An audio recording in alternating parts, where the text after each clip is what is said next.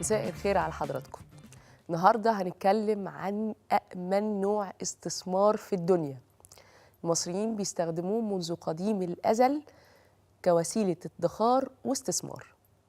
آمن لدرجة إنه آمن على الأطفال من سن 2 و3. هنتكلم عن الاستثمار في الذهب. طيب، ليه الذهب هو أأمن استثمار؟ ليه هو وسيلة ادخار من زمان؟ العالم كله مش المصريين بس.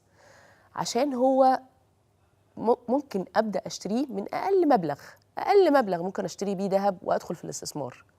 دلوقتي الدوله ساعدتنا ان احنا نستثمر في الذهب من اول ال 100 جنيه وهنعرف ازاي. طيب، كمان اقدر اسيله في ثانيه، يعني اقدر ارجع فلوسي في ثانيه، مش مثلا زي العقار او زي الشهادات البنكيه لازم اعرض المنتج بتاعي على مشتري، والمشتري يشوف سواء يشتري او ما يشتريش، او ان انا اكسر الشهاده واخسر فيها. لا، انا النهارده محتاج فلوس، اقدر في ثانيه يكون معايا فلوس. طيب، كمان بيحافظ على قيمته ايا كان بيحصل ايه في الدنيا، يعني ايا كان بيحصل ايه في العالم.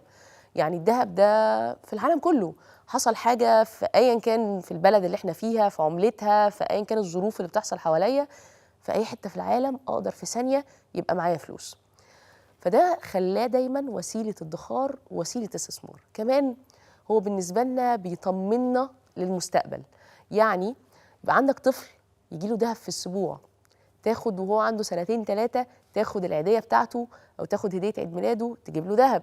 ليه؟ لان دايما جوانا احساس ان الدهب هو بتاع المستقبل، هو اللي بيطمنا للمجهول، للعالم اللي احنا رايحين عليه.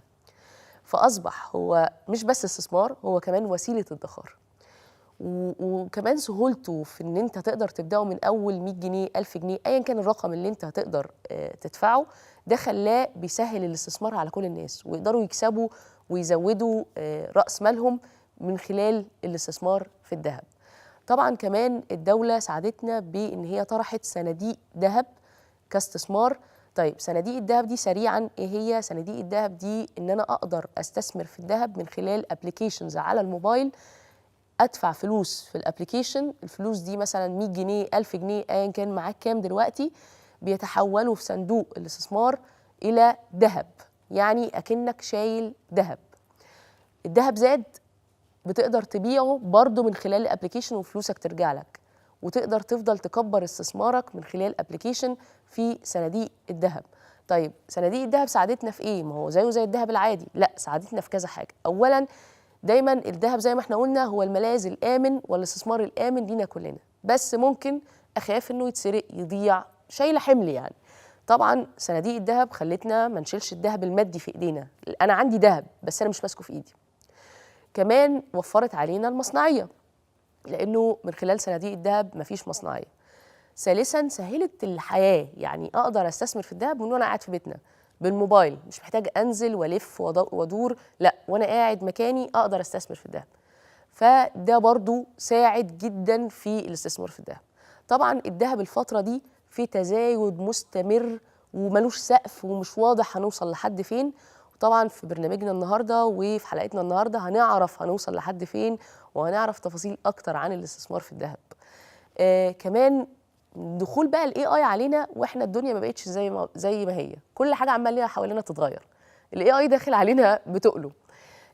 طول عمرنا عارفين ان الذهب قيمه ومحافظ على نفسه ونادر وغالي وبيزيد وبنستثمر فيه وبندخر فيه.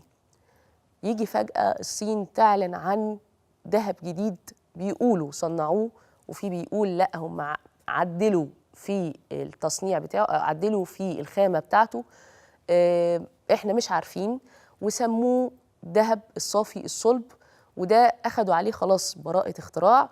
الذهب دوت عدلوا في جزيئات في الذهب الخام او الطبيعي، خلوه اصلب 4 أضعاف من الذهب العادي، واقل في التكلفة ب25%، وكمان اخف في الوزن، وبيحافظ على لمعانه وما بيتخدش او يطفي لونه يطفي.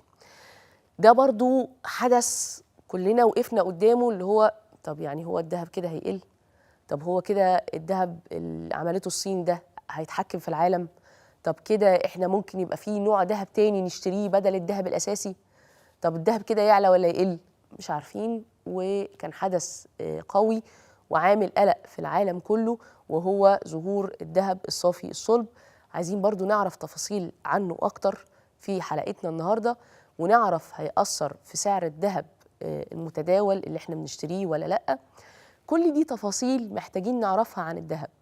فإحنا دلوقتي عندنا أنواع كتير من الاستثمار في الذهب. الذهب العادي اللي هو العملات والسبائك والمشغولات اللي احنا متعودين عليه من زمان، اللي هو الذهب المادي اللي بنخزنه أو بندخره. في دلوقتي صناديق الذهب اللي ممكن أبقى أمتلك ذهب من خلال ابلكيشن على التليفون واستثمر من تليفوني في الذهب. وفي طبعا الحدث بتاع الذهب اللي صنعته الصين، ونشوف ده هيأثر علينا ازاي الفترة الجاية. طبعا كل دي محاور محتاجين نعرفها، بس في الآخر سيبقى الذهب هو الذهب، وسيبقى الاستثمار في الذهب هو ناجح على المدى البعيد وعلى المدى القصير. يعني زمان كنا نجيب الذهب عشان بعد 5 6 سنين 10 سنين يزيد ونكسب فيه. لا، دلوقتي الموضوع بقى أسرع من كده، ممكن في 3 4 شهور تكسب أرقام كبيرة من خلال الذهب. استثمار الذهب مش استثمار عادي، محتاجين نعرف فيه تفاصيل أكتر ونعرف فيه أسئلة أكتر. إن شاء الله هيكون الفقرة الجاية معانا خبراء، أسامي علامات كبيرة في الذهب تقدر تنصحنا وتقول لنا خطواتنا الجاية، نشتري ذهب، نبيع ذهب، نعمل إيه بالظبط. هنعرف بعد الفاصل فقرتنا الجاية إن شاء الله. ورجعنا لكم بعد الفاصل، وزي ما اتكلمنا عن تفاصيل كتير قوي في الذهب محتاجين نعرفها، لأنه زي ما قلنا إن الذهب هو الاستثمار الأأمن لكل المصريين لو ما كانش في العالم كله يعني. بس محتاجين نذاكر أكتر، نعرف أكتر. وإحنا بعد دراسة طويلة جدا لقينا إن من أفضل الأسامي اللي تقدر تفيدنا في كل تفاصيل الذهب وكل جوانبه بكل شفافية عشان نعرف الفترة الجاية نتعامل مع الاستثمار في الذهب إزاي، هيبقى معانا في الفقرة دلوقتي أستاذ عبد العال سليمة، نائب رئيس شعبة الذهب بالاتحاد للغرفة التجارية كفر الشيخ. أهلا بحضرتك. أهلا بك دكتور، نورنا. وهيكون معانا كمان أستاذ سعيد إمبابي، رئيس منصة آي صاغة، أهلا وسهلا، وأحد أبرز خبراء الذهب. أهلا وسهلا بك. أهلا بحضراتكم. طبعا إحنا بنشرف بوجودكم معانا النهاردة. موضوع بتاعنا شائك، مهم، كل الناس بتهتم بيه، وهو الذهب. لأنه في العادي من وإحنا يعني اتربينا عليها من وإحنا صغيرين إن الذهب هو الأساس في الاستثمار والادخار. جينا بقى الأيام اللي فاتت دي والموضوع زاد، يعني الذهب تقريبا أصبح دلوقتي أهم حاجة بنتكلم عليها. خد طريق سريع جدا، خطواته بقت سريعة جدا، نمطه بقى سريع. فحابين نعرف من حضراتكم النهارده كل تفاصيل الاستثمار في الذهب. هبدأ بأستاذ عبد العال. ايه تحليل حضرتك للتذبذب اللي حصل في السوق الفترة اللي فاتت والزيادات الرهيبة؟ احنا تحول الذهب للحظة زي البورصة كده، هو كده هو طول عمره بورصة اصلا يعني. يعني بيزيد ويقل بالساعة، والفروق كبيرة مش فروق عادية. يعني فايه تحليل حضرتك لحاجة زي كده؟ اول حاجة احب اطمن المواطن المصري ان مفيش اي تذبذب داخلي. الحمد لله في استقرار داخلي في الاقتصاد وفي انتعاش، وطول ما في انتعاش ففي فلوس فيقدر يشتري. هو الناس ليه مهتمه بالملف ده؟ بقى معاه فلوس الحمد لله تشتري بيها ده. صح. ولو ما كانش موجود اصلا من الاول ما كانش هيفكر اصلا ان يشتري ده او يحتفظ بيه. صحيح. بس الزيادات اللي حصلت، الزيادات اللي حصلت دي كلها زيادات خارجيه، مش ملهاش سبب في مصر. هو كلها امريكا الاساسيه في الموضوع ده، في القرارات بتاعتها الاقتصاديه. الرئيس ترامب هو بيدي قرارات اقتصاديه بتاثر في بينه وبين الدول الاخرى، فينعكس على الذهب ايجابيا فيطلع. وبعد كده يروح جاي لاغي العقوبات الاقتصاديه على برضه على الدول دي، فينزل.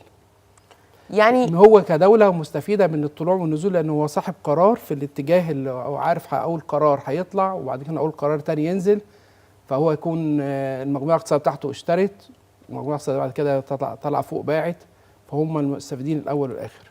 واحنا ما الا قاعدين نتابع قراراته ونحلل افكاره عشان حتى نمشي معاه مع الموجه. ايوه صح. أو بس هو يعني في فتره قريبه، يعني مثلا زياده دي مش متدرجه على مدار السنه، مثلا مش من اول السنه بتزيد زياده ثابته، لا ده هو فجاه كده شهر زمني حصل فيه طفرات غريبه في جرام الذهب، ومش عارفين لسه اللي جاي ايه يعني. ما هو زي ما قلت لحضرتك هو صاحب قرار. أوه. صاحب القرار دايما ما هو نفسه كشخصيه متذبذبه. ايوه صح. يقول قرار النهارده وتاني يوم يرجع فيه بكره، وتلاقي والدول العالم كلها بتمشي ورا قراراته. انا هنزل هفرض ضريبه على الصين، تلاقي كل الذهب طبعا طالع، لان كله الملاذ امن لكل الدول. صح. بالاضافه ان مفيش ثقه اساسا كمان في العملات الورقيه على مستوى العالم غير حاليا الا في الذهب. جميع البنوك العالميه بتشتري ذهب كتحوط اقتصادي برضه للتحوط من القرارات المتذبذبه للمسؤول عن هذه القرارات اللي هو الرئيس رونالد ترامب. طيب استاذ سعيد، من خلال قراياتك للابلكيشن، طبعا ايساغا ابلكيشن كبير يعتبر تقريبا كلنا دلوقتي بنستخدمه، فقادر تقرا من الريبورتس اللي بتطلع لك من الابلكيشن هل احنا داخلين على استقرار في سعر الذهب ولا متوقع زياده او نقصان الفتره الجايه؟ طيب خليني اقول لحضرتك الاول عشان الساده المشاهدين يكونوا في الصوره معانا، هو اصلا ايه العوامل اللي بتؤدي الى ارتفاع وانخفاض اسعار الذهب؟ يا ريت. العوامل دي عوامل اساسيه وثابته كلنا بقينا عارفينها في الفتره الاخيره. رقم واحد، ان الاتجاه العام الدولي ما بقاش عايز يفضل تحت سيطره او هيمنه الدولار، فتقريبا كل دول العالم بدات تتخلص من هيمنه الدولار ولازم يكون عندهم بديل. البديل ده للدهب. لازم يكون الذهب، دي رقم واحد. رجعنا للعمله الاساسيه بتاعت زمان بالظبط كده، رجعنا لمال الله في الارض يعني. أيوة. هو ايه؟ الذهب ده مال ربنا سبحانه وتعالى، هو والفضه. تمام. فبناء عليه رقم واحد، الدول كلها بشكل عام بقت تحاول تتخلص من هيمنه الدولار. احنا شفنا اول ما صدرت عمله البريكس وبدا يحصل كلام عنها، ترامب طلع هدد بكل صراحه ان العمله دي ما ينفعش تشتغل، ما ينفعش تكون هي بديل للدولار، انا مصر ان الدولار يكون هو العمله الاولى في العالم. تمام. فبناء عليه خلاص احنا هنتحرك في تحرك اخر وهو الذهب. دي نقطة. النقطة الثانية، خلينا نقول ان اتجاه رؤوس الاموال بشكل عام اول ما بيكون في حروب لازم على طول بتجري على الملاذات الامنة. لما انا اشوف حرب روسيا واوكرانيا، لما انا اشوف حرب الكيان الصهيوني على غزة، لما انا اشوف كل المناوشات دي، انا كراجل فلوسي موجودة في السوق دايما بحركها في الاتجاه اللي يحمي فلوسي، فبناء عليه ده حصل ضغط اخر على الذهب. النقطة الأخيرة، الاستثمارات اللي كانت محطوطة في السندات الدولارية. احنا كنا شايفين خناقة، وهي كانت خناقة غريبة جدا ما بين ترامب وما بين جيروم باول، رئيس أكبر دولة في العالم. أيوة. بيتخانق مع رئيس أكبر بنك في العالم، أنت لازم تخفض الفايدة، وكانوا بيطلعوا يتكلموا في الكلام ده على وسائل الإعلام بشكل طبيعي يعني وعادي جدا يعني. فبناء عليه التخفيض اللي حصل أكتر من مرة في الفايدة على الدولار ده خلى برضو رؤوس الأموال دي هي كمان تخرج من الدولار وتتجه للملاذات الآمنة. تعالي بقى نشوف كل الأرقام دي، وهي كل الفلوس دي بتتحرك ناحية الذهب، بتضغط على الذهب بشكل قد إيه؟ لا ده الضغط اللي حاصل ده لا يعني ما اقدرش اقول عليه انه رقم كبير. يعني كون ان احنا نشوف الأوقية عند مستويات ال $4000 و4200 و4500 ده مش رقم كبير ابدا في ظل هذه الضغوط اللي انا اتكلمت عنها، لا ده احنا متوقع، وده اجابتي على سؤال حضرتك. أيوة. ان احنا نروح عند مستويات ال $5000. يعني هنطلع طبعا، متوقع الطلوع بالتأكيد. طبعا بالتأكيد.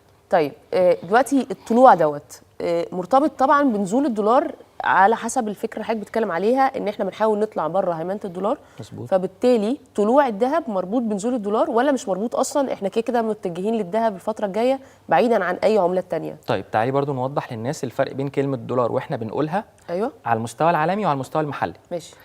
الدولار على المستوى العالمي قصاد الذهب في علاقه عكسيه بينهم، يعني الدولار يتحسن عالميا، الذهب ينخفض.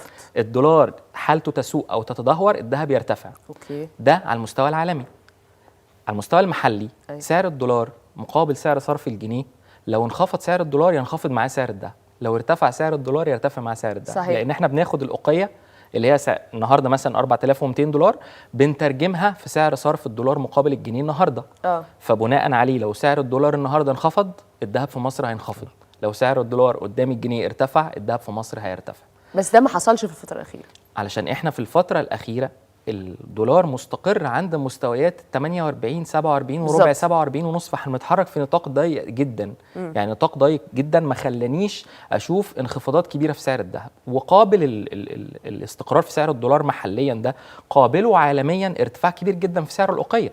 عشان كده صح. شفنا الذهب بيطلع، يعني الارتفاعات في سعر لا هو ما الأوقية كانش بيطلع، هو كان بيطير. هو كان بيطير يعني بالظبط ممكن كده. اكلم حد بس اقول له انا جايه دلوقتي يقول لي لا سعرها بقى لما بس تيجي. بس خليني اقول لحضرتك يعني ان الفكره ان الذهب يرتفع وينخفض اصلا في الاساس دي حاله صحيه. يعني انا اساسا عشان اعمل عمليه جني ارباح لازم الذهب يوصل عند قمم معينه ابيع فيها الاجزاء اللي انا اشتريتها، وارجع تاني اشتريه من نقط تانية منخفضه. فقصه ان الذهب يعمل قمم واقعان ده شيء صحي جدا للسوق. انا النهارده لو كنت بعت الذهب محليا، خلينا نتكلم محليا عشان ما نتكلمش بكلام صعب على الناس. خلينا نتكلم محليا، لو كنا بعنا الذهب عند 5900 جنيه كويس، الكلام ده كان حاصل الشهر اللي فات مظبوط. وانا النهارده كلنا عملنا كده. وانا النهارده كنت هشتري لا ما حدش راضي يبيع. وكنت النهارده كنت هشتريه عند 5100 و5200 و5300. تمام. كنت انا هحقق اكتر من 500 جنيه، يعني كنت هحقق اكتر من 10% ربح في قد ايه؟ لا شيء. في 4-5 شهور. تمام. فالفكره ان الذهب يعمل صعود ويعمل هبوط ده معناه ان السوق مغري جدا لان يحصل عمليات بيعيه تعمل عمليات جني ارباح. فمش دايما الصعود والهبوط ده بيبقى مشكله. طيب ده يخلينا ده اللي انا قلت عليه، ندرس فكره رامب عشان ابدا امشي مع الكيرف بتاعه في طلوع ونزول، عشان ما يجي يقول قرار ده قرار ايه اغلاق، لا ده انا هيطلع فانا اشتري ما بيعش. مظبوط. ده يخلينا بقى نتطرق لسؤال والناس فهمت شويه النقطه دي على دقيق. فكره كتير. بالظبط. شويه دقيق، وهو تغششنا حضرتك من غرفه الكنترول روم كده. متوقع ان احنا نقفل 2025 جرام الذهب يوصل لكام، او بلاش ارقام، ممكن نسبه ارتفاع قد ايه؟ نسبه الارتفاع يعني من المتوقع ان سعر الذهب يعدي ال 6000 جنيه في شهر واحد. شهر واحد اللي جاي. شهر تحديدا يعني، لان اخر السنه دي مثلا لازم الشركات كلها تعمل اغلاق وتعمل تقفيل حساباتها الماليه، فكله بيحول فلوسه الى ذهب، فتعلى يعلى الاسهم بتاعتها. اوكي، يعني اللي هيتجوز يلحق يتجوز قبل اخر السنه والله لا واللي هيستثمر يلحق يستثمر قبل اخر السنه. المشكله ان دخل ثقافه تانية في الذهب، يعني رجال الاعمال حاليا دخلوا ثقافه جديده في مصر من 2016 بدا انهم ثقافتهم يخزنوا الذهب او ملاذ امن لاموالهم. فلو في مصدر فضل عنده اي سيوله ماليه يشيلها ذهب، عشان وقت ما يجي يستورد تاني يروح جاي محولها، لان هي دي تعتبر ملاذ امن ليه. وحاجه تانية سهل ان انا اصدرها واحولها لمردود دولاري اقدر استورد بيه السلعه بتاعتي اللي انا عاوز استوردها. طيب بشكل مبسط يعني. طيب دلوقتي ارتفاع سعر الذهب خلى في تواجد قوي للفضه، وده برضو ظاهر عند حضرتك في الابليكيشن بشكل واضح، وهو ارتفاع سعر الذهب بشكل كبير.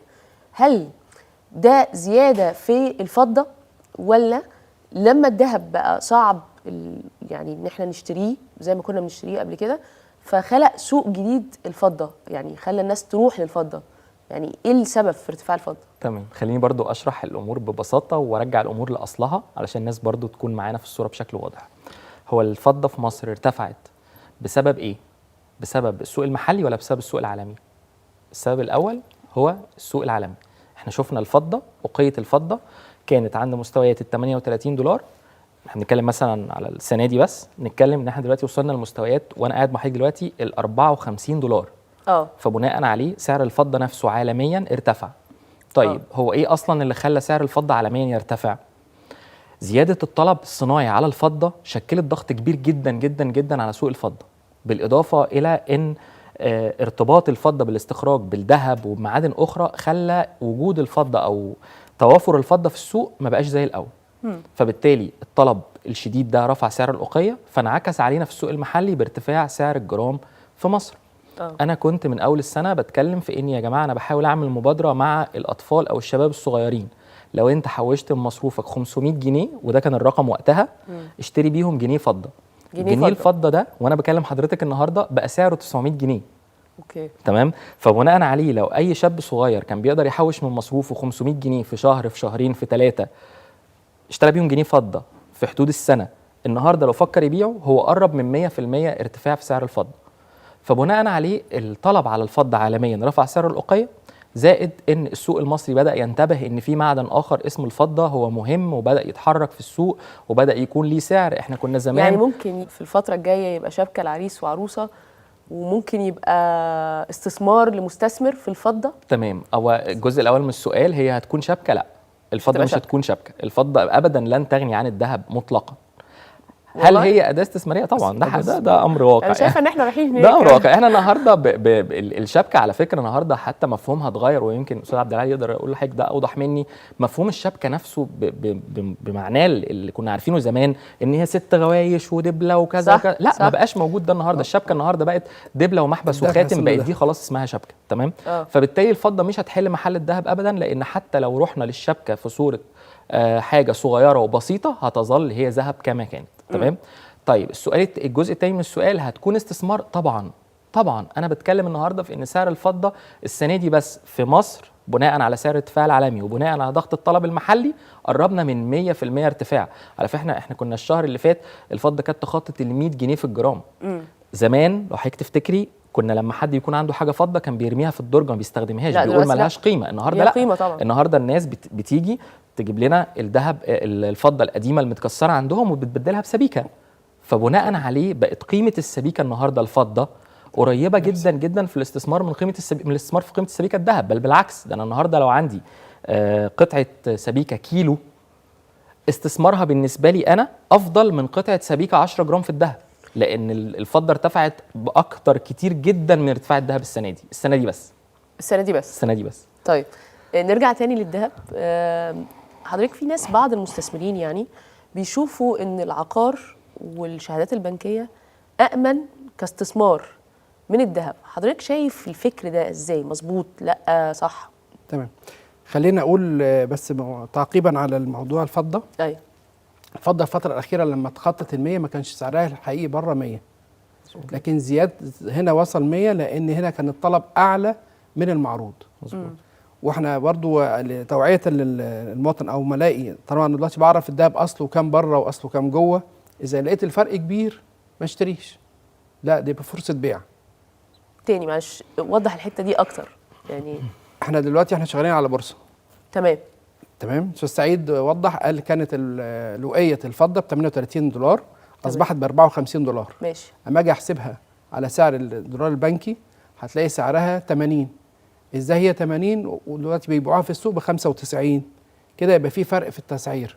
طالما في فرق في التسعير، لا انا ابيع عند ال 95 لانه هينزل تاني لل 80. هينزل تاني ل 80. لان ده اسمه ايه؟ عرض وطلب. هو ما فيش حاجه اسمها سعر الدولار في الصاغه خالص. يعني دي معلومه خاطئه، زي فكره الاغلاق الحكومي كده. هي اسمها تعثر حكومي في امريكا، مش اسمها اغلاق حكومي. تعثر ادى الى اغلاق في المكاتب الحكوميه لان الموظفين بداوا يشتغلوا في اماكن اخرى. كذلك العرض والطلب، مفيش حاجه اسمها سعر الدولار في السوق. ما هو احنا ما لناش علاقه بالدولار، غير ان انا بسعر الذهب على سعر الدولار بتاع البنك، ما لناش علاقه بيه خالص. اوكي. انما في عرض وفي طلب. تخيلي مثلا انا برفع السعر عشان اشتري مش عشان ابيع. يعني لو السعر زاد بره عن جوه هنا عن بره، فانا برفع السعر عشان عايز اشتري، عشان مطلوب عليا 100 كيلو، المعروض 10. فانا اعمل ايه؟ طب خلينا ابدا ارفع سعر عشان اشتري. فالمواطن يكون حذر في النقطه دي.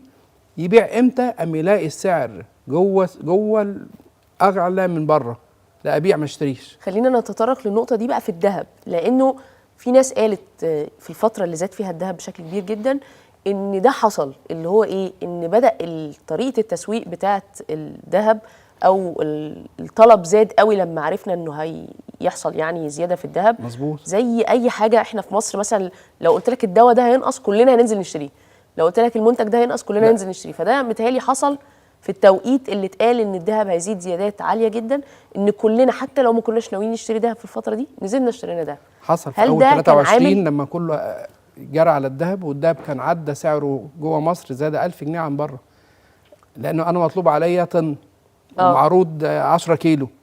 فانا عايز اشتري من 10 كيلو ده اي رقم عشان انا محتاجه. اه فالمشكله بقى كمان المواطن نفسه كان بيجري يشتري، فهو زود زود لا الزياده. احنا الفتره أساساً. فاتت كنت ما لما وصل 4000 هو سعره الاساسي قال 3000، وكنت اقول للعملاء يا جماعه ما تشتريش ما تشتريش، لان اصل انا بقول له ما تشتريش ليه؟ هو لو هو اشترى انا اضطر اشتري. بس انا لا ما بزعلش الفتره اللي ده. فاتت كمان كان حضرتك تدخل اي محل تطلب سبيكه دهب يقول لك كمان اسبوع. ما هو بس في الفتره دي في استقرار وفي خامه موجوده، فما فيش فرق سعر كتير. فرق سعر اللي هو بتاع رسم الاستيراد او رسم التصدير ممكن يفرق 50 جنيه فوق 50 جنيه تحت اذا كان في عرض او في طلب. انما ما فيش ليه عبال ما المكن اللي بيحل الذهب وبيحله ال 24 لها قدره معانا في طاقه الانتاج. فانا مطلوب عليا ان انا دلوقتي طن، المكنه دي بتطلع 20 كيلو في اليوم. فبدي مده انا خلاص قطع معايا السعر على السعر النهارده مثلا ب 5000 سي مثلا، وده بعد كده بقى ب 6000 وهو اللي عندي وزن. ده بعد كده بقى ب 4000 وهو اللي عندي وزن. ومعاه فاتوره تثبت ان ليه امانه لحين استلامها، لانه خايف لما يجي اشترى وقتها خايف ده بيزيد عليه. طب انا ممكن اشتري واستلم بعدين. الله ممكن تشتري واستلم بعدين، لان التاجر بدوره بيشتري بتاع الخام، وبتاع الخام بيشتري من بتاع المستورد. فهو كده كله بيغطي نفسه. لان احنا 3 4 ايام اللي فاتوا دول، يوم الحد اللي فات كان 5300 قافل بالليل خلاص. قاعد مع برضه محلل اقتصادي فقال لي لا الدهب هينزل بكره. قلت له لا انا شايفه هيبدا يزيد. اوكي.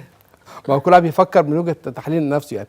قلت له هيزيد بشكل انت هتنام وتصحى مش هتعرف تغطي اللي انت بعته.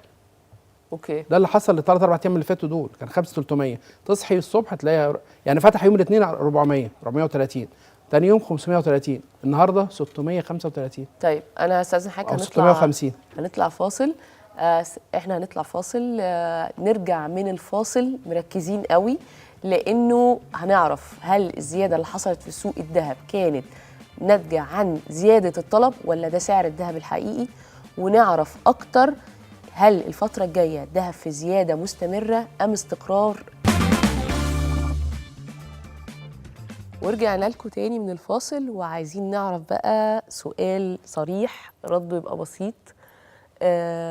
هل احنا الزيادة اللي حصلت في الذهب ليها علاقة بالطلب الزائد ولا دي زيادة حقيقية؟ وهل احنا في زيادة مستمرة ولا ثبات؟ طيب احنا قبل الفاصل شرحنا هو ايه اللي بيخلي سعر الذهب يتحرك صعودا او هبوطا، وقلنا العوامل اللي اثرت في ارتفاع سعر الذهب بالنسبه للسوق العالمي. تمام. السوق المحلي عندنا كان من فتره طويله جدا كان عندنا خلل في سعر صرف الدولار. الخلل ده تم القضاء عليه تماما الفتره اللي فاتت، وبقى عندنا سعر دولار رسمي موحد هو اللي مصر كلها بتشتغل عليه، وهو سعر الدولار الناتج عن البنك المركزي المصري. فبناء عليه ما بقاش عندنا الفجوه اللي كانت حاصله قبل كده. بقى عندنا سعر صرفي رسمي واحد فقط لا غير، وعندنا سعر أوقية اوريدي هو سعر واحد فقط لا غير. فبناء عليه السوق المحلي بقى مراية للسوق العالمي. أي ارتفاعات في السوق العالمي بتحصل بتنعكس على السوق المحلي مباشرة، والعكس صحيح. فلما حضرتك تسأليني هي الارتفاعات اللي حاصلة في مصر دلوقتي ارتفاعات ناتجة عن زيادة طلب محليا ولا عن زيادة في السعر العالمي؟ لا، هي ناتجة عن زيادة في السعر العالمي. هل ده يمنع ان مفيش طلب في السوق المصري؟ لا، لا زال في طلب في السوق المصري، ولا زال الناس بيفكروا في الاستثمار في الذهب دلوقتي كخيار اول ليهم قبل خيارات الشهادة او العقار او كذا ولا أو كذا. تسويق؟ يعني لا، الطلب هو اللي طلب احنا فيه ده حقيقي وفعلي. خلينا نشوف احنا الفترة اللي فاتت كما حضرتك ذكرتي من شوية ان كان عندنا تسليمات للسبائك والجنيهات بعد اسبوع وبعد 2 في بعض الشركات. صحيح. فبناء عليه هو فعلا في طلب حقيقي، ولكن الطلب الحقيقي ده ما اثرش ابدا او ما تاثرش ابدا غير بسعر السوق العالمي. ما غيرش حاجه في السوق المحلي. الفجوه اللي كانت بتحصل قبل كده بسبب زياده الطلب ما بقتش موجوده دلوقتي. هو الطلب مرتفع، ولكن سعر الذهب مرتفع عالميا، وزي ما قلنا السوق المحلي مرايه للسوق العالمي. يعني زياده مستمره طبعا. طيب نسبه، يعني خلينا نقول حتى لنهايه 25. طيب نسبة الزيادة المتوقعة. أنا بس دايما ما بحبش أستبق الأمور، يعني ماشي. خلينا نقول إن إحنا منتظرين قرار للفيدرالي في نهاية السنة دي إن شاء الله عن قرار الفايدة، وده قرار مهم جدا وبيأثر على اتجاه السوق، ولكن خليني أجل التوقع بتاع الأسعار أو كذا لمرحله لاحقه ان شاء الله بعد تمام. قرار الفدرالي الفتره الجايه، ولكن احنا قلنا ان الذهب وصل ل 4500 دولار للاوقيه، فبناء عليه هو مش بعيد عن ال 5000 دولار. احنا بنتكلم في 10% فرق، ال 10% دول الذهب امبارح بس عمل 2%، فال 10% دول مش رقم. فكنا ان احنا نوصل لمستويات ال 5000 دولار ده امر طبيعي جدا. كنا ان احنا نتخطى مستويات ال 5500 في السوق المحلي ونوصل لل 6000 ده برضو امر طبيعي جدا. بس كل الحكايه ان زي ما قلنا في عوامل خارجيه بتاثر على الطلب، لازم نبص عليها الاول قبل ما نتوقع اللي هيحصل ايه السنه الجايه. طيب في توقيتات زي دي بيبقى فرصه كويسه لبعض التجار ان هو يضارب، يغالي، يستخدم اساليب شويه مختلفه عن الطبيعي عشان يزود السعر، يكسب زياده او حاجه زي كده. دور الشعبه بقى في ان هي تعمل كنترول او يعني تعمل يعني توقف ده بيبقى ازاي؟ خلينا نقول ان التاجر نفسه كتاجر ما بيضربش خالص. هو التاجر هو يهمه يحافظ على راس ماله الاساسي ويوفر المطلوب للعملائه من ذهب، لان هو وقت اللي بيتحرك في السوق الداخلي عميل داخل يشتري وعميل داخل يبيع. اذا الشراء زاد عن البيع فهو يضطر يبيع، اذا البيع زاد عن الشراء هو يضطر يشتري. لكن عشان يحافظ على اهم حاجه عنده الدوران السريع للمنتج الموجود عنده داخل المحل. انا اللي اعرفه ان التجار بيقفلوا الخزنه بتاعتهم اخر اليوم ذهب مش فلوس. بالظبط انا بدات بكيلو انهي بكيلو. شكرا. اذا توفر لي 100 جنيه اشتري بيهم ذهب، ما اخليهمش 100 جنيه. صحيح. ده التاجر، ده التاجر الفاطن يعني في الفتره ما يقولش ايه لو دخل موضوع بقى مضاربه هو خسران قولا واحدا. لان واضح من يعني اللي قفل يوم السبت ما غطاش اللي هو بايعه يوم السبت، يوم الاثنين السوق طبعا حد قافل، يوم الاثنين زياده 100 جنيه، استحاله يكسب 100 جنيه في الجرام، فهو فتح خسران. دي نقطه يعني. وكان حضرتك قبل الفاصل سالتيني على العقارات صحيح. ولا في بعض المستثمرين بتشوف ان العقار أأمن من الذهب والشهادات البنكيه أأمن من ايه الذهب. اللي ممكن اشتريه باقل قيمه؟ الذهب، عشان احوش واشتري بعد كده. والشهادات البنكيه بس متهيألي لو انا عايزه مثلا حصل ظرف او حاجه، اسرع حاجه لتسهيل الفلوس اسرع حاجه الذهب في كل حاجه. واسهل حاجه ان انا احوش بيها ال 100 جنيه اللي في جيبي بدل ما اصرفها لا اشتري بيها 2 مللي دهب. دهب، وبعد كده 2 على 2 على 5 على 10 كده انا ليا عندك 100 جنيه دهب يا عبد العال، اتفضل. صح. الجنيه ده بتاعك واحد تدفع مصنعته وتستلمه. شكرا. متهيألي برضو ابلكيشن اي صاغه ليه دور مهم قوي في حته الكنترول، في حته المضاربه والمغالاه والكلام ده كله، بان هو في الابلكيشن جزء خاص بانه يحسب لي بالجرام. مظبوط. يعني قبل ما انزل اصلا اي محل صاغ اقدر اخش على الابلكيشن احط الجرامات، صح كده؟ مظبوط. يديني القيمه. دي فيتشر احنا عملناها جديده للعملاء بتوعنا. انا مش شرط حتى وانا نازل المحل، لو انا دلوقتي عندي فاتوره ذهب في البيت بتاعتي، تمام، الفاتوره دي فيها خاتم وسلسله وويشه وكذا، انا محتاجه اعرف قيمه الفاتوره دي النهارده دلوقتي كام. حضرتك تنزلي الابلكيشن، تخشي على جوجل بلاي تكتبي اي صاغه او على اي او اس، تفتحي الابلكيشن تلاقي فيه فيتشر اسمه حاسبه الذهب. الحاسبه دي عباره عن ايه؟ عباره عن آلة حاسبه هي بتحسب لك اوتوماتيك قيمه الذهب بتاعتك كام. انت مطلوب منك تحطي الارقام اللي موجوده في الفاتوره. انا عندي غويشه 10 جرام عيار 21، بحط ال 10 جرام في خانه ال 21 وادوس احسب، فالابلكيشن بيحسب لي سعر الغويشه دي بناء على سعر الذهب في اللحظه اللي انا فيها. طيب انا نزلت هروح اخد الغويشه دي هنزل ابيعها، بنزل محل واثنين وثلاثه واربعه، كل محل فيهم بيديني سعر غير الثاني. الابلكيشن بقى هو المرشد بتاعي، بيقول لي والله سعر الذهب في اللحظه اللي انت بتبيع فيها الغويشه دي دلوقتي وليكن 10000 جنيه. بس هو بيحسب من غير مصنعيه طبعا. هو احنا بنحسب لو حضرتك بتبيعي فبناء عليه انت بتحسبي ذهب صافي. طيب فبنقول لحضرتك ان الغويشه دي قيمتها دلوقتي 10000 جنيه، دخلتي محل قال لك 9.5، ودخلتي محل قال لك 10، ودخلتي محل قال لك 10 و200، هتبيعي لمين؟ هتبيعي اللي قال لك 10 و200 لاعلى سعر. انما اللي قال لك 9.5 هتقولي لا والله انا الحساب دلوقتي على الابلكيشن في اللحظه دي بناء على سعر الذهب دلوقتي حالا 10000 جنيه، فانا مش هقدر ابيع بالسعر ده. فهنا ادينا فيتشر للعميل يخليه يعرف سعر الذهب الحقيقي للمنتجات اللي في ايده او للغوايش اللي في ايده او للخاتم اللي في ايده دلوقتي حالا كام. فبناء عليه قفلنا نقطه ان ممكن حد يشتري بسعر اقل من سعر السوق او يعمل هامش ربح اكبر من الطبيعي او اكبر من المتعارف عليه. طيب احنا نزلنا الشارع وسالنا الناس عموما رايهم ايه في الذهب في الوقت الحالي، شايفينه هيزيد ولا هيقل، زياده الطلب عامل عام يعني مأثر في السعر ولا لا، شايف انه 2025 هيحصل زياده هيقل. سالنا كل التفاصيل اللي ممكن يبقى بتقلق الناس او بتخليهم ياخدوا القرار في ان هم يستثمروا في الذهب او لا. هنروح مع بعض نشوف رايهم ونرجع نسال حضرتك سؤال إن شاء ليه الله. علاقه باللي هنسمعه في التقرير. توكلنا على الله. اتفضل.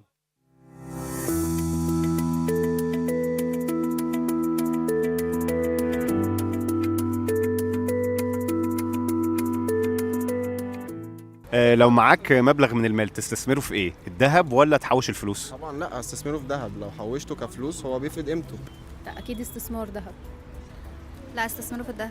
بص، هو بتبقى على حسب المبلغ، يعني المبلغ لو كبير يقدر يجيب عقار يبقى العقار احسن، بس اكيد طبعا الذهب سهل السيوله، فاكيد المبلغ القليل هيبقى الذهب هو اللي يكسب يعني في حته الاستثمار. المعدن او الذهب ولا العقار؟ انا بالنسبه لي برضو الشخصي على السوق المصري بالنسبه لي الذهب. ليه؟ الذهب بالنسبه لي شيك مقبول الدفع، شيك مقبول الدفع في اي مكان في جمهوريه مصر العربيه. العقار بتبقى مشكلته الوحيده البسيطه جدا في الريسيل، انما مكسبه بتبقى برضو مكاسب ضخمه. بس الذهب مقبول الدفع في اي مكان في مصر لو حبيتوا تبيعوا وعلى حسب الكميه اللي انتوا عايزينها. لا، هيبقى ذهب. لا اكيد احوش في الذهب طبعا. طب دلوقتي لو انت عايز تستثمر في الذهب، هتشتريه كزينة ولا هتشتريه كسبائك؟ يعني انا دايما بشتري كسبايك عشان ما اخسرش في حته المصنعيه، فده امن استثمار يعني. سبائك عشان القيمه بتاعته. لا سبايك طبعا. لا، سبايك، يعني سبايك عشان هي استثمار، هتبقى سهل في الفك، يعني بتبقى متحدده فتبقى سهل ان انا افكها عادي. طب تتوقع سعر الذهب اخر السنة دي يوصل لكام؟ يعني توقعي ممكن يكسر الستة 6.5. يعني ممكن يوصل ل 6000 او 6000 وكسور، 300 400. لا هو هيزيد، ممكن يوصل مثلا ل 8000. بص، هو طلع ل6 وشويه وبعد كده نزل دلوقتي 5700 5600، فعلى ما اعتقد يعني ان هو هيبقى على اخر السنه واول السنه هيبقى حوالي 6000 جنيه ولا 21. بص هو هيزيد، ممكن ما يزيدش بنسبه زي الفترات اللي فاتت، بس هو هيزيد بنسبه كويسه او هيفضل ثابت. يعني ممكن في 2025 عيار 21 يوصل مثلا 6000.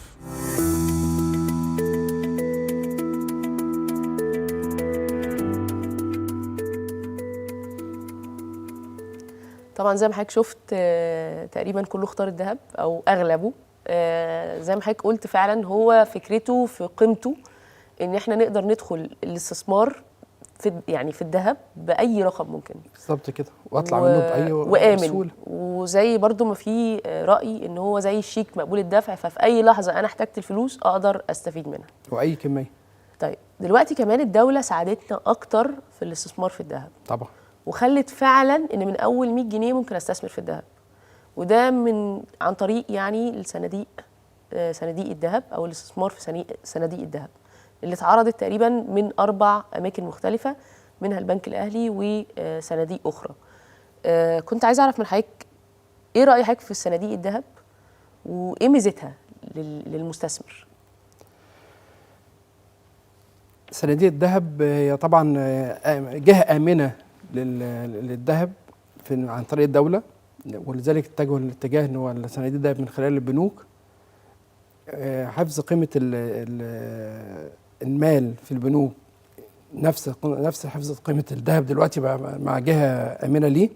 ده هيؤثر ان زود الغطاء الذهبي في مستوى الجمهوريه الدوله يعني. ومهم جدا واسهل حاجه انا ممكن اخش فيه بسهوله واطلع منه بسهوله، بس اهم حاجه يتعرف تكنولوجي وبرضه ما فيش وعي اعلاني للمنظومه دي على مستوى الدوله يعني او مستوى البنوك، يعني ما علوش بها بشكل رسمي وما فيش وعي لدى المواطنين للمنظومه دي.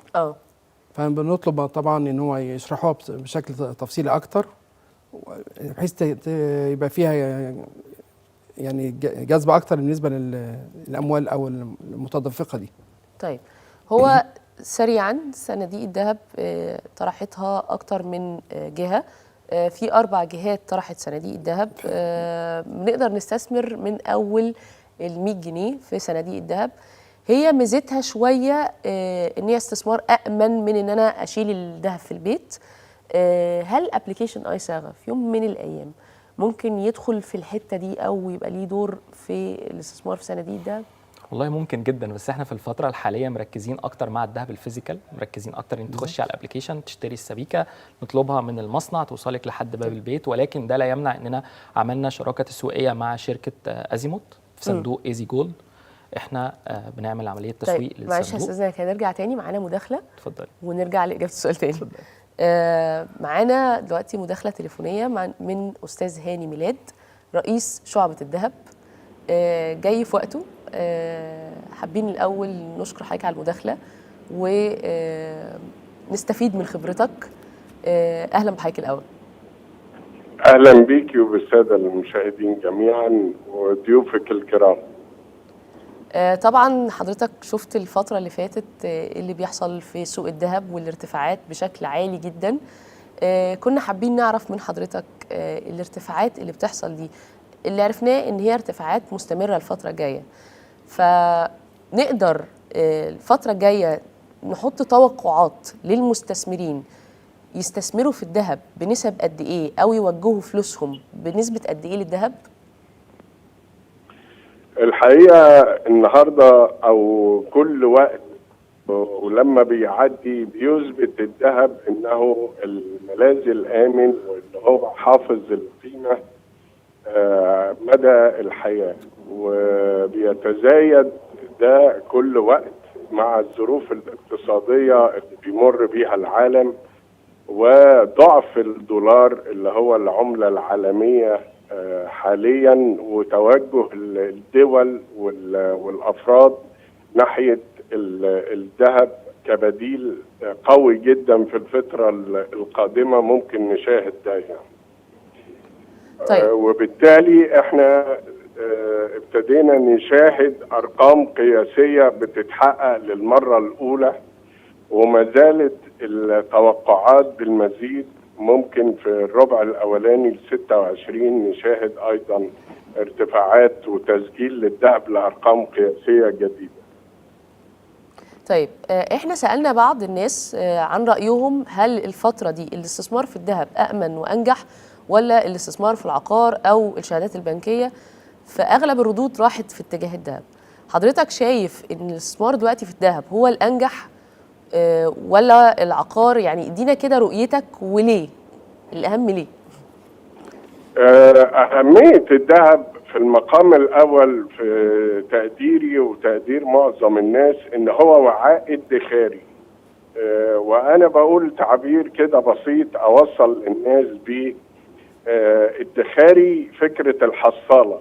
احنا طول عمرنا زمان واحنا صغيرين وعلى مدار حياتنا كان في حاجه اسمها حصاله، كان كل لما يبقى معايا زياده فلوس اشيلها جوه الحصاله لغايه لما يجي وقت بفتح الحصاله بلاقي فيها كميه كبيره من المدخرات وبستفيد منها.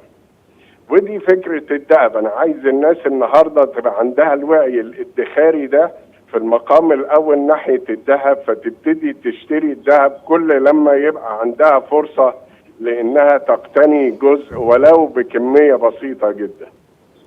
بعد كده الوعاء هيتحول اوتوماتيك لاستثماري نتيجه للارتفاعات بتاعه الذهب اللي احنا بنشاهدها دلوقتي.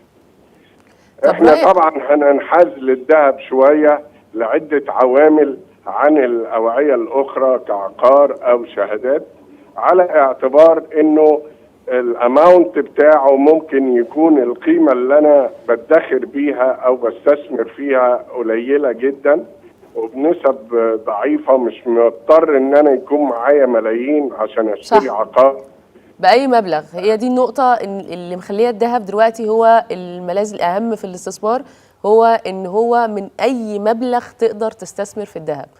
طبعا استاذ هاني انا كنت حابه وجود حضرتك معانا في الاستوديو عشان في تفاصيل اكتر حابين نتكلم فيها، في نقط كتيره قوي بتشغل العالم في سوق الذهب واستثمار في الذهب. اتشرفت بمكالمه حضرتك واتشرفت بالمعلومات القيمه اللي حضرتك قدمتها لنا، ونرجع تاني لضيوفنا ونرجع بسؤال لاستاذ سعيد. كنت سالت حضرتك من شويه على راي حضرتك في الاستثمار في صناديق الذهب، وهل اي صاغه هيبقى ليه دور؟ وبرضو نحاول نقول للمشاهد فايده الاستثمار في صناديق الذهب. طيب خليني اوضح لحضرتك ببساطه. زي ما قلنا احنا الصندوق الاول اللي ظهر في مصر كان صندوق ايزي جولد التابع لشركه ازيموت، وهو واخد كل تراخيصه الرسميه من الدوله. احنا قدرنا ناخد جزء من التسويق لهذا الصندوق، بحيث ان حضرتك تقدري تدخلي عندنا تملي البيانات بتاعتك، انا عايزه والله اروح استثمر فلوسي في الذهب من ابلكيشن اي من خلال الابلكيشن تقدري تملي الفورمه بتاعتك، بنوجهك على طول للصندوق تبداي تتعاملي معاه دايركت. وانا شايف ان هو يعني الصندوق الاقوى والانجح على مستوى الصناديق اللي ظهرت الفتره الاخيره، وكان هو الاول على الشريعه الاسلاميه كمان. طبعا هو منطبق مع احكام الشريعه الاسلاميه طبعا. ايه المميزات اللي في الصناديق بعيدا عن الاستثمار في الذهب بشكل فيزيكال زي ما بنقول؟ كل الحكايه ان انا النهارده وانا كنت بحط فلوسي الاول في البنك، او بحط فلوسي في عقار، او بحط فلوسي في كذا، انا كنت محتاج دايما يكون عندي وسيله تخليني احول الفلوس بسرعه جدا لذهب.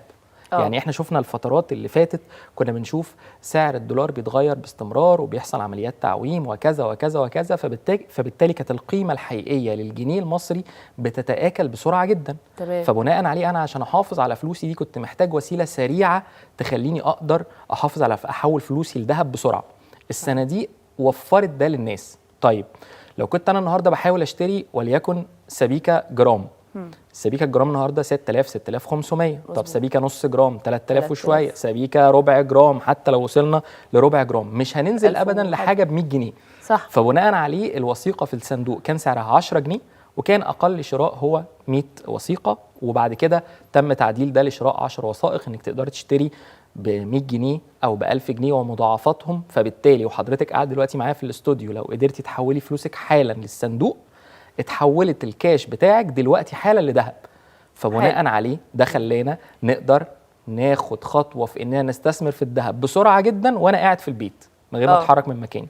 مجرد يعني فكره ان قيمه الفلوس اللي بشيلها بتقل بالصندوق. الصندوق وفر لك الحته دي ان كل فلوسك هتتحول في ثانيه لذهب. طيب بالموبايل من غير ما اتحرك ولا اروح اي مكان. انا دلوقتي حتى الابلكيشن دلوقتي بتاع ازيموت مثلا تقدري تعملي كل الريجستريشن عليه وانت برضو قاعده في البيت، مش محتاجه تروحي اي مكان. احنا اول ما ابتدينا كنا الاول بنبعت لك العقد تمضيه في البيت وناخد منك العقد ونرجعه لازيموت. ده خلاص ازيموت غيرت كل ده دلوقتي، وبقى العقد بيتمضي حتى على الابلكيشن ومش محتاجه تروحي اي مكان. تمام كويس. فاذا الصندوق اهلني اني من اول 100 جنيه اقدر احافظ على فلوسي في صوره ده. هل ده مناسب لكل الناس؟ اكيد لا. في حد تاني بيقول والله انا عايز ذهب يفضل في حضني، انا عايز اخد الذهب واشيله في البيت تحت البلاطه. بطمن كده. بالظبط. في حد تاني قال والله انا كنت بفكر اروح اخد خزنه في البنك فهدفع لها مصاريف تخزين وكذا وكذا وكذا. لا والله الصندوق وفر عليا الحته دي وبقيت انا اقدر اشيل ذهبي في الصندوق وانا مطمن. طيب هو الذهب ده اصلا كل الذهب اللي اتجمع ده على فكره ازيموت محقق تقريبا 3 مليار جنيه مدخرات من المصريين في الصندوق في صوره ذهب، وده رقم محترم جدا جدا جدا. وعندي خبر ليكي بعد شويه لا يقل اهميه عن هذا. الذهب بتاعنا ده محطوط فين؟ الذهب بتاعنا ده محطوط في شركه ايجي كاش التابعه للبنك المركزي. فبناء عليه انا ما بقتش خايف، بدل ما كنت بحط الذهب عندي في البيت واخاف لا قدر الله يتسرق او اي كارثه طبيعيه او كذا او كذا، لا والله ده انا ذهبي محفوظ في خزن بتاعه البنك المركزي. يعني فانا اوريدي مطمن بنسبه 100%. اهم خبر بقى لان انت كده طمنت كده اهم من ان هو فلوسك محفوظه تماما 100%. بدل ما كنتي بتروحي تاجري خزنه عشان تحطي فيها الذهب بتاعك، حتى الخزنه دي كانت حجمها ايا كان صغير ولا كبير، لا والله انت بقيتي النهارده وفي بنك فرعي مش في البنك المركزي. لا انا بتكلم عن الخزن التابعه للبنك المركزي الخاصه بشركه ايجي كاش. أوكي. تمام. فبناء عليه انت فلوسك بقت محفوظه في امان بنسبه 100% نقدر نقول، بالاضافه كمان ان عليها تامين. الخزائن دي هي كمان مؤمنه وعليها تامين، فبالتالي كل القصه بقت تخليني اقدر احول 100 جنيه دلوقتي حالا لصوره ذهب ومحفوظ كمان في الخزنه وانا قاعد في البيت ما بعملش اي حاجه.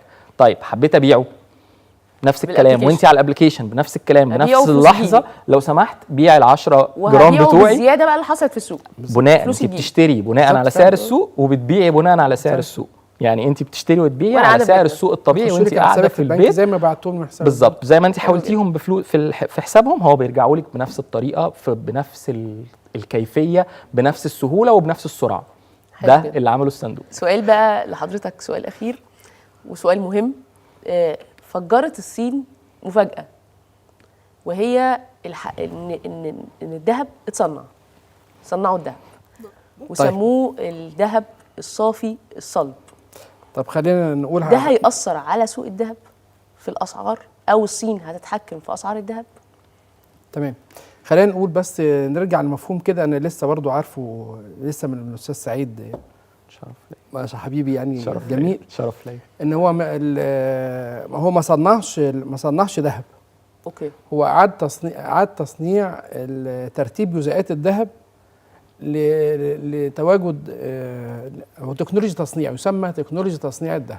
تمام. ان الذهب 24 طري، هو قدر يلعب في جزيئاته يخليه صلب شويه، اقدر اشكله في التصنيع زي ما انا عايز. حلو. هو فدي مفهوم بقى انه طلع ذهب من التراب دي لا، او حول نحاس الى ذهب، الفكر بتاع القديم ده لا لا لا خالص. يعني هو الذهب بتاعنا بس حسنه. هو اشتغل على تكنولوجيا تصنيع الذهب. واحنا دايما بنطور في تصنيع الذهب في مصر، والحمد لله وصلنا درجه عاليه جدا من التصنيع الجيد، اللي حاليا في شركات في مصر بتصدر ذهب للخارج. وان شاء الله يعني كل سنه في تطور اكتر في الصناعه، فهنا ما عملش ذهب جديد، فمش كده مش هيأثر على سعر الذهب في مصر ولا في العالم. بس هم سجلوا براءة اختراع خلاص براءة اختراع لإعادة ترتيب الجزيئات داخل العنصر الجزيئي في عنصر الذهب. بس هو دلوقتي بيشكل 25% من مبيعات الذهب في الصين، وتقريبا هيغزو بيه العالم زي اي صناعه. انا اقول لحضرتك حاجه، كل دوله لها ثقافتها في الصناعه. يعني احنا في مصر احنا نصنع 21 18 24 فاحنا بنحب الدهب العالي. الصين اغلبه 21 و24 تمام، ما يعرفوش 18. بره في اوروبا وامريكا 9 12 صح 18 ده العالي قوي يعني هناك. اهتمام بالالماس. فهنا حتى حاولوا يعملوا 14 في مصر، كذا شركه تصنع 14، بس الثقافه المصريه مش مش متجهه ليه خالص. اما في ال 14 لا. طب سؤال اخير يعني. عشان وقتنا. لكن التطور الصناعي الحمد لله في مصر كويس. اتعمل 24 ده صلب عشان خاطر اقدر اعمل له مشغولات عيار 24، وده اتجاه الصيني اصلا. السوق الصيني بيشتغل في مشغولاته على 24. طب سؤال لحضرتك اخير، او لا، هل ده هيأثر على سعر الذهب؟ يعني هل براءة الاختراع دي هتأثر او هيتحكموا في اسعار الذهب في العالم ولا لا؟ لا، لان هو ما عملش حاجه جديده، هو طور في صناعه الذهب بس. هو خلاني استخدم ال 24 بشكل مختلف عن ما كنت بستخدمه سابقا. تمام. بس يعني خلاها صلب. ايوه طبعا. الذهب سوق كبير واستثمار كبير وليه اشكال زي ما عرضنا في فقرتنا. في نوع منه الكتروني، في نوع منه من خلال ابلكيشنز، في نوع منه من خلال ان انا اشتري سبائك وعملات فيزيكال. في اشكال كتير، في معطيات كتير بتاثر على سعر الذهب. رحنا للسياسه، رحنا للعملات، رحنا لكل الاتجاهات، لان كل الاتجاهات بتاثر على سعر الذهب. بس في نتيجه واضحه وصلنا لها في حلقتنا، وهي ان الذهب في زياده مستمره الفتره الجايه. بقى استثمار قوي جدا، ما بقاش وسيله ادخار بس، بقى وسيله استثمار سريعه جدا، نسبها عاليه جدا. تقريبا نسب الذهب تخطت دلوقتي النسب اللي بنشوفها في الشهادات البنكيه وفي العقار. فاصبح الذهب هو الملاذ الاساسي في الاستثمار الفتره الاخيره. كمان نقدر ندخل الاستثمار ده باقل التكلفه، بدا من اول ال100 جنيه، فده سهل علينا الدنيا جدا. طبعا بشكر ضيوفي الكرام على المعلومات القيمه اللي خدناها منكم في الحلقه. وطبعا الموضوع محتاج اكتر بكتير من حلقه نتكلم في تفاصيل الذهب والاستثمار في الذهب. بشكركم واتمنى يكون وصلنا لكم فايده، واتمنى يكون وصل لكم اهميه الاستثمار في الذهب الفتره الجايه. شكرا دكتور. شكرا دكتور.